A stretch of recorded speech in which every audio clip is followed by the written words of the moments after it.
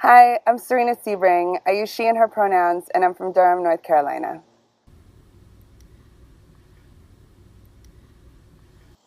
I would say congratulations. I would say I'm so happy to know you. And I would say, what can I do to support? How can I help? I think um, it's not an experience that I have had. I would certainly welcome it. I would certainly feel like this was an opportunity for me to show up as a parent and to know my kids in a full way.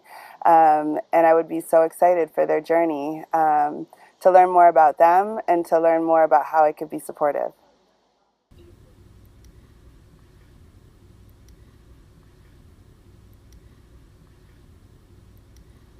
I feel like if one of my kids came out to me as trans or gender nonconforming, I'm not sure where the rest of my family would be.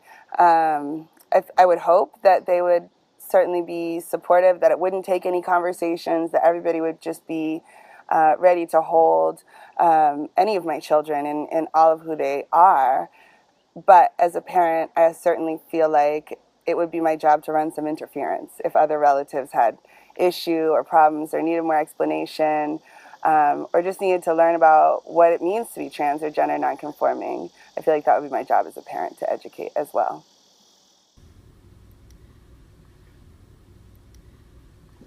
The most important parts of the relationships with my children are consistency. More than anything, I just want them to know that they love me.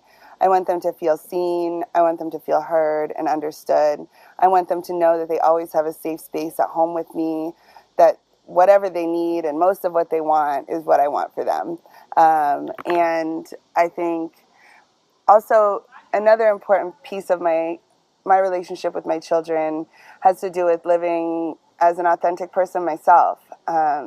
Coming out as a parent, I didn't come out until I was 30, and my kids were already 5, 8, and 11.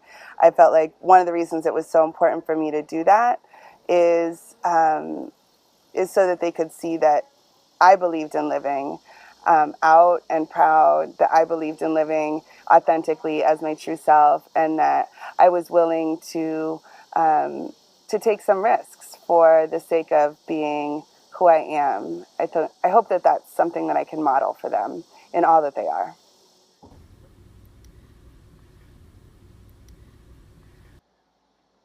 I hope that I'm passing on to them some of the lessons that I learned from my mom as a feminist who deeply believed that a female-headed household, a single mom raising kids, a single mom who has a bigger toolbox than most anyone I know and can fix anything that needs fixing, who always supported us.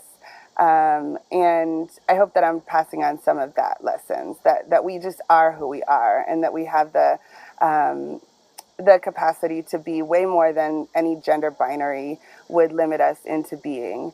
I feel like the most important thing that I'm teaching them right now is about openness and is about being willing to learn about myself, about other people, about the people we love.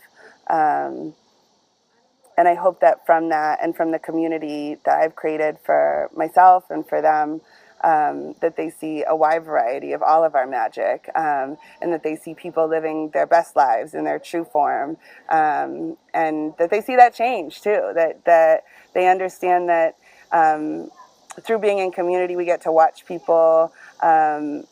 Transition in multiple ways and at multiple times. And so I hope that that's an example to them of the fact that we don't have to be all one thing all the time or forever. And that's not just okay, that's beautiful.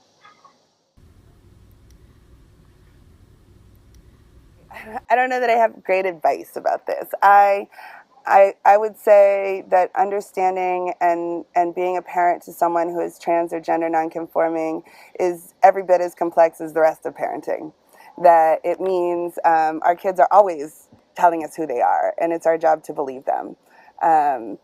Because we want to know them, and we want to know who they are and who they come to be.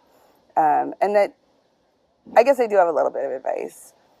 Um, Kids are going to come to us with stuff that we're not ready to hold all the time.